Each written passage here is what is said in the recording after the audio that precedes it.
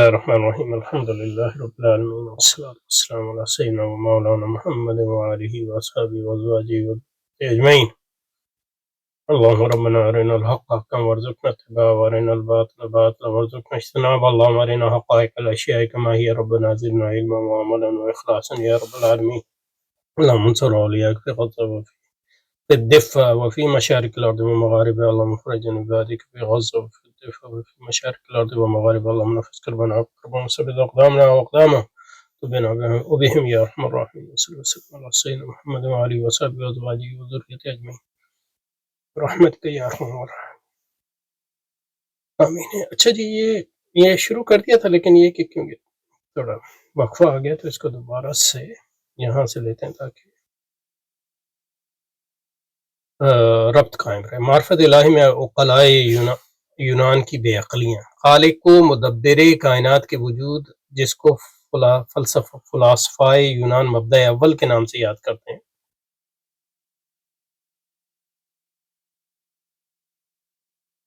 کم از کم اس کا first cause کہہ رہے ہیں.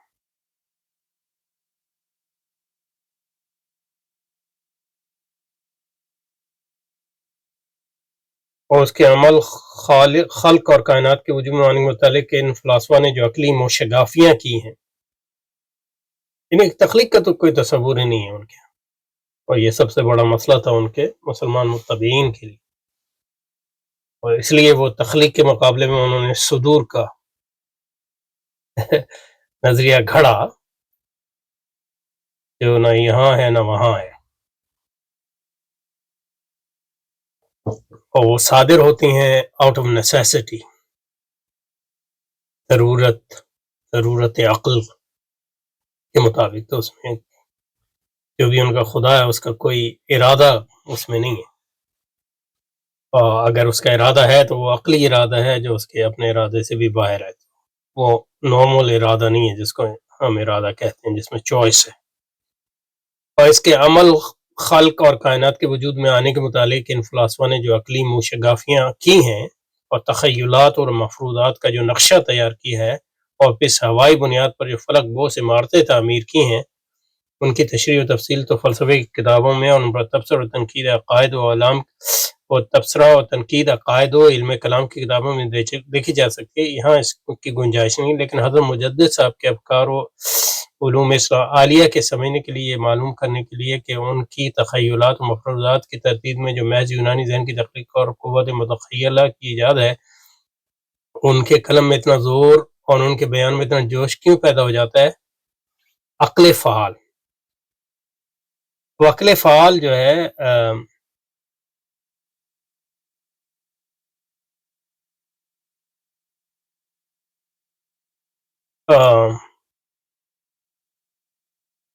یہ تصور ہے جو آتا ہے جو فارابی کے ہاں آیا ہے اس کی ہسٹری سے، اور فارابی کے بعد جو ہے وہ اس فارابی سے ابن سینا نے لیا، اور پھر ابن رشد نے اس پہ تنقید کی وغیرہ وغیرہ. تو ان کے قلم میں اتنا تو عقل فعال، تو عقل فعال سے مراد کائناتی قوت ہے، کیونکہ خدا جو ہے ارسطو کے نزدیک وہ حرکت نہیں کر رہا، تو اگر وہ کوئی چیز تخلیق کرتا اس میں تو حرکت آ گئی، یعنی مادے پہ. وہ مادہ بھی نہیں ہے خدا جو ہے، تو اس کا حل انہوں نے یہ نکالا کہ خدا سے جو ہے عقل فعال نکلی، اور پھر عقل فعال سے دوسری اور تیسری یا چوتھی، اور پھر وہ جو ہے نیچے کی چیزیں بناتی ہیں تاکہ خدا کو جو ہے حرکت سے بچایا جا سکے. اور خدا کا ظاہر ہے کوئی ارادہ تو ہے نہیں، اور یہ عقل فعال جو ہے اس کی ضرورت عقلی کے مطابق خدا کے اپنے سیلف کانٹمپلیشن سے نکلتی ہے. تو یہی صدور کا تصور ہے، اس پہ کبھی تفصیلی بات کریں گے. جو فلاسفہ یونان کے نزدیک در حقیقت عالم کی مدبر اور کائنات کے اندر مؤثر ہے. نصب نامہ پیش کر دیا جاتا ہے جو ان حکمان نے تجویز کیا جس پر انہوں نے سارے خلق و امر کی بنیاد رکھی. اس کے ایک ایک لفظ پر موافق اور مخالف دلائل کا انبار ہے، لیکن یہاں صرف فہرست شجرہ پر اکتفا کیا جاتا ہے. یہ کہاں سے لیا ہے انہوں نے؟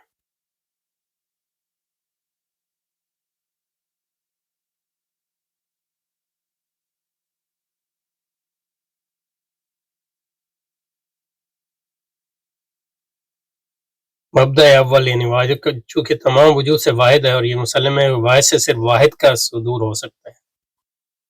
یہ بھی ان کے اپنی یعنی عقلی اصول ہے. اور عالم مختلف چیزوں سے مرکب ہے، اس کا صدور اس سے نہیں ہو سکتا ہے، اور اس کے وجود سے اس کے بلا ارادہ و اختیار و علم عقل اول کا اس طرح فیضان ہوتا ہے. فیضان کو وہی جنریشن جس کو کہتے ہیں صدور، کیونکہ وہ تخلیق کرتا تو وہ ایسی چیز کی طرف متوجہ ہوتا ہے جو اس سے گری ہوئی ہے، اس سے کم ہے. یہ اس کی پرفیکشن میں ارسطو کا جو خدا ہے وہ عقل محض ہے.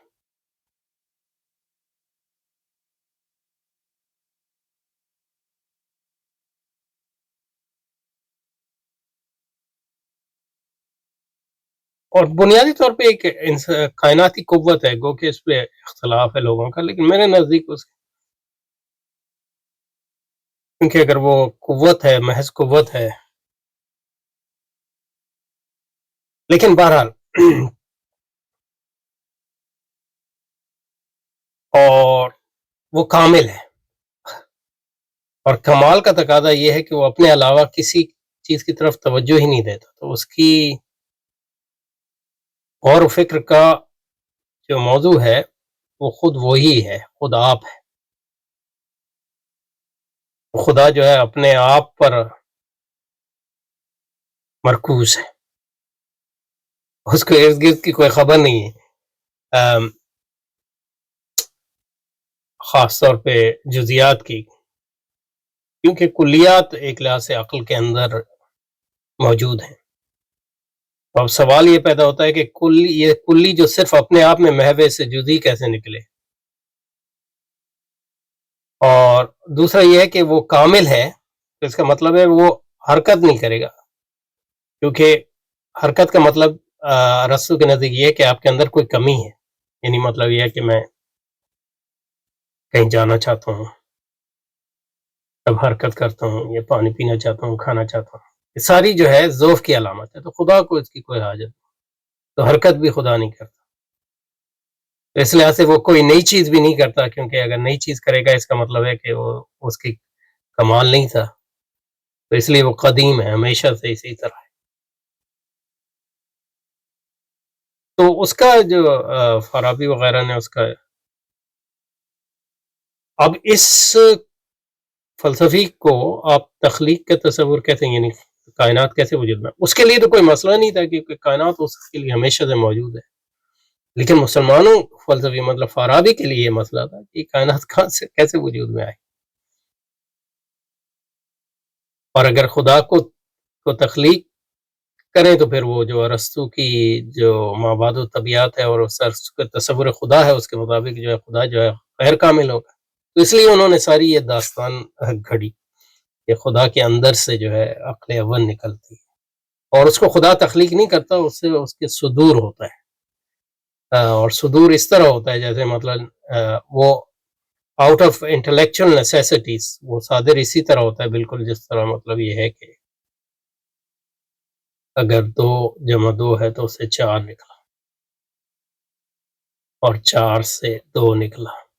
تو یہ عقلی، یا مطلب یہ ہے کہ عقلی استنتاج ہوتا ہے،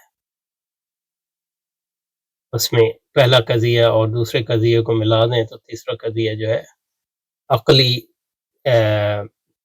ضرورت عقلی کے مطابق نکلتا ہے، اس کو آپ جھٹلا نہیں سکتے. اسی طرح تو اس میں ایک یہ ہے کہ ضرورت عقلی جس کو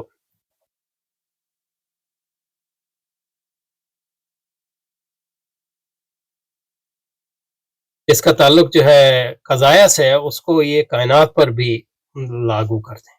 تو وہ ضرورت عقلی کے نتیجے میں خدا سے جو ہے عقل اول صادر ہوئی، اور اس کے بعد عقل اول سے دوسری عقول صادر ہوئی، اور ان سے پھر کائنات صادر ہوئی. یہ صدور اور جنریشن کا نظریہ یا فیضان کا نظریہ ہے. اور اس کی مثال ایسے ہے کہ سورج ہے، اس سے شعاعیں نکل رہی ہیں وغیرہ. تو یہ اس کا پس منظر ہے. اچھا، میرا خیال ہے یہ تحفہ سے نقل کیا انہوں نے حضرت امام غزالی کے. اور ظاہر تحفہ میں جو ہے جو فلسفی جو امام غزالی جن فلسفے میں تنقید کر رہے ہیں وہ فارابی اور ابن سینا ہی ہیں، تو یہ ان کے نظریات ہیں.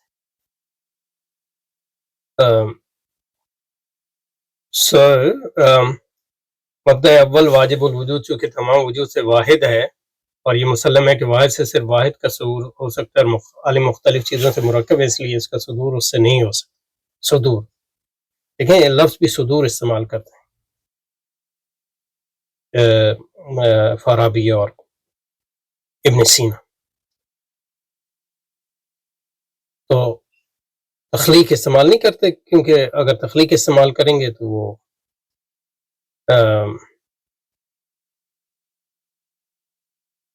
ارسطو کا خدا جو ہے وہ غیر کامل ہو جائے گا، اور کائنات تو ہمیشہ سے ہے. تو یہ صدور کب ہوا ہے؟ اس کا یعنی کوئی وقت بھی نہیں ہے، کیونکہ یہ صدور عقلی صدور ہے. تو یہ عقل فعال بھی ایک لحاظ سے قدیم ہے.